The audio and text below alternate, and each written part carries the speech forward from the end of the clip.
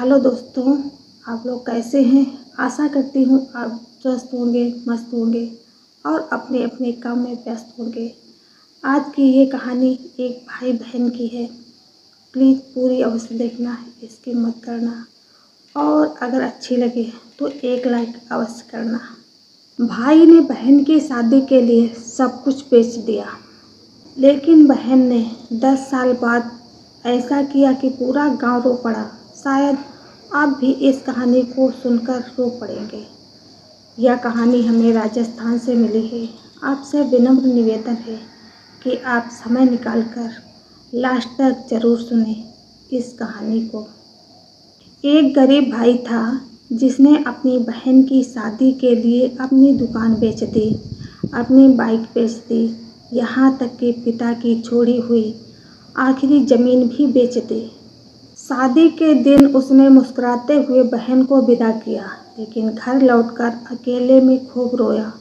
उसे लगा था कि बहन हमेशा उसका साथ देगी, लेकिन शादी के कुछ महीनों बाद बहन ने उससे बात करना लगभग बंद कर दिया था।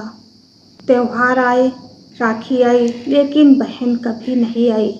भाई हर साल दरवाजे की तरफ देखता रहता। फिर एक दिन पूरे 10 साल बाद गांव में अचानक दर्जनों गाड़ियां आकर रुके। उसमें से उतरी उसकी बहन, लेकिन उसके हाथ में जो था उसे देखकर भाई फूट फूट कर रो पड़ा। आगे जो हुआ उसने पूरे परिवार की जिंदगी बदल दी। रमेश अपनी छोटी बहन पूजा से बहुत प्यार करता था। जब पूजा सिर्फ 10 साल की थी, तभी उसके माता पिता एक सड़क दुर्घटना में दुनिया छोड़ गए थे।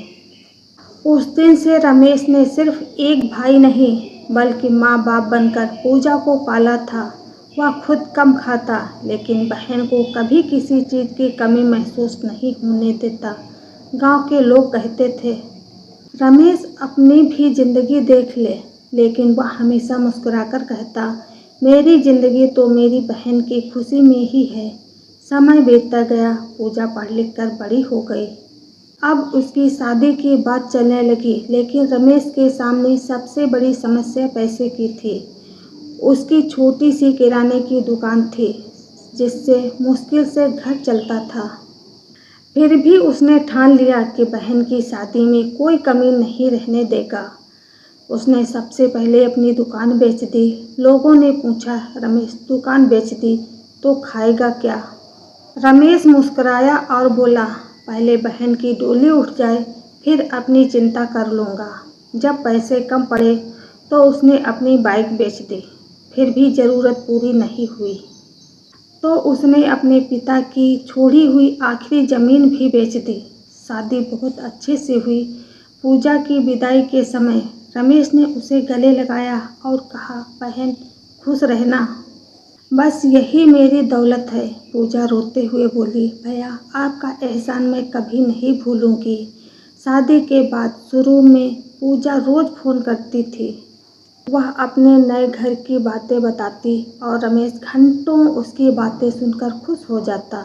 लेकिन धीरे धीरे फ़ोन कम होने लगे। फिर हफ्ते में एक बार, फिर महीने में एक बार। रमेश जब फ़ोन करता तो अक्सर जवाब मिलता, भैया अभी काम में हूँ, बाद में बात करती हूँ।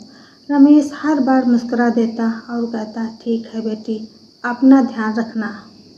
लेकिन फ़ोन कटने के बाद उसका मन बुझ जाता। त्योहार आते, लेकिन पूजा नहीं आती। राखी के दिन रमेश सुबह से दरवाजे पर बैठा रहता।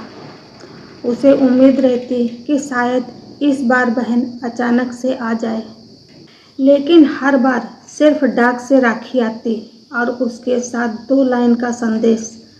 गांव वाले ताने मारते, देख लिया रमेश, जिसके लिए सब कुछ बेच दिया उसने तो तुझे भुला ही दिया। रमेश फिर भी बहन का पक्ष लेता, नहीं मेरी बहन ऐसी नहीं है, ज़रूर कोई मजबूरी होगी। साल गुजरते गए, रमेश की ज़िंदगी कठिन होती गई। दुकान बिक चुकी थी, ज़मीन जा चुकी थी, बाइक भी नहीं थी।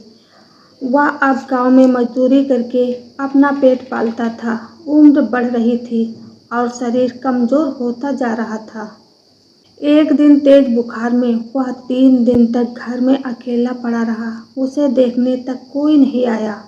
उस रात उसने पहली बार रोते हुए आसमान की तरफ देखा और कहा, भगवान, क्या मैंने बहन से इतना प्यार करके कोई गलती की थी?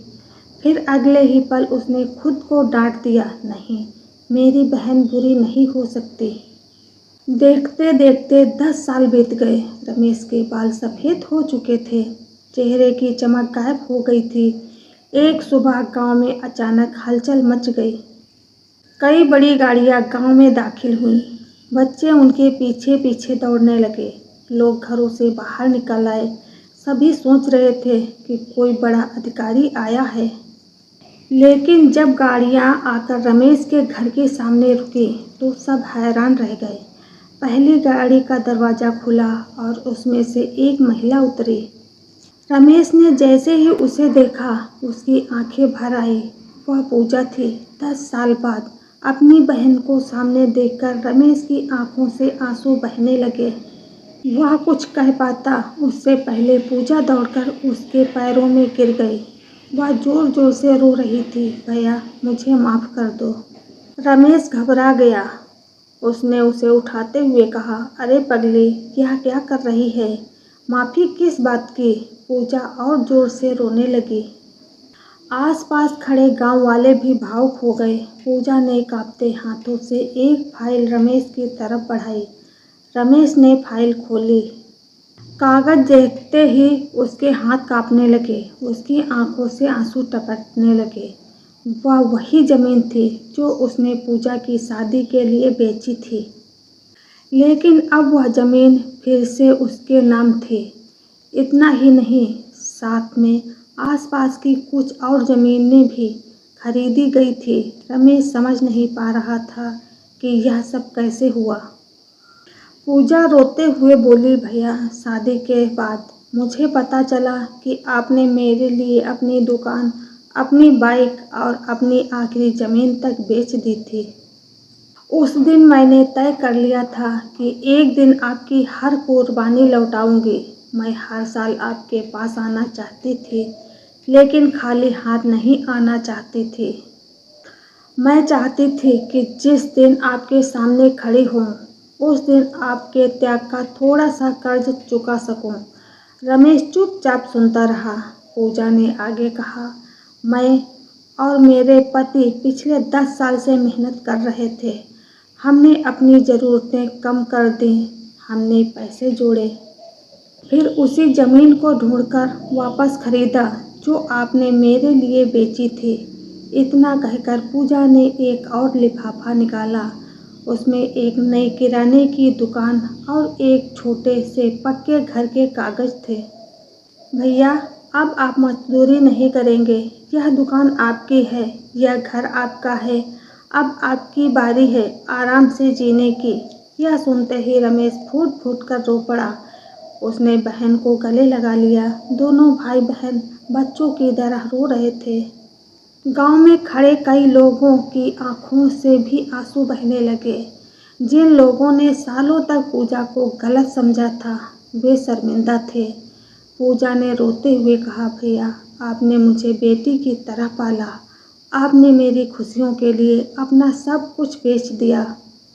मैं आपकी कीमत कभी नहीं चुका सकती, लेकिन मैं इतना ज़रूर चाहती हूँ कि अब आपकी बाकी ज़िंदगी खुशियों में बीते। रमेश ने बहन के सिर पर हाथ रखा और कहा, पगली, भाई बहन के रिश्ते में कर्ज नहीं होता, वहाँ सिर्फ प्यार होता है।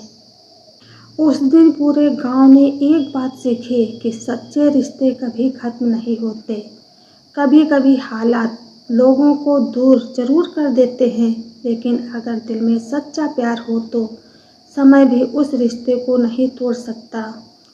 त्याग का फल देर से मिलता है, लेकिन जब मिलता है तो आंखों में खुशी के आंसू भर देता है। भैया, मैं आपको भूल नहीं गई थी। मैं सिर्फ इतनी बड़ी बनना चाहती थी कि आपकी कुर्बानियों के सामने सिर उठाकर खड़ी हो सकूं। रिश्तों की असली ताकत प्यार और त्याग में होती है। जो अपने लोगों के लिए दिल से त्याग करता है, भगवान उसकी खुशियाँ कभी अधूरी नहीं छोड़ता। हेलो दोस्तों, आज की हमारी ये कहानी आपको कैसी लगी कमेंट करके ज़रूर बताएं। कृपया आप हमें सपोर्ट भी करें। राधे राधे।